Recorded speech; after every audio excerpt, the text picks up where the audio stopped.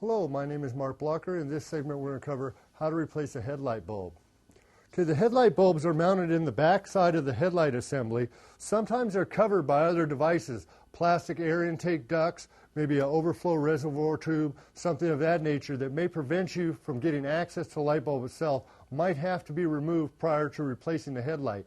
That information should be found in the operator's manual under replacing headlight bulbs. Once you remove those objects, I'll have you come over and we'll get a close-up and I'll show you how to replace it. Okay, to replace a headlight bulb, first thing we need to do is remove this electrical connector. That's done by pushing down on the back of it and pushing downward. Let me block your view for just a second, see if I can get it off there. We'll switch hands here. Once the electrical connector is removed, just pull it back and out of the way. If you see on the back side of the light, there's a ring there.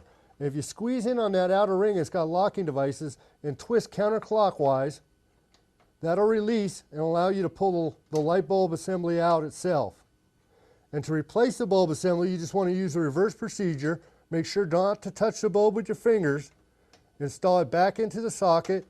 Twist the locking device clockwise to lock it. Insert the electrical connector. Oh, let me get that locked. Oh, there we go. And then just simply insert that electrical connector. Okay, that's how you replace a headlight bulb.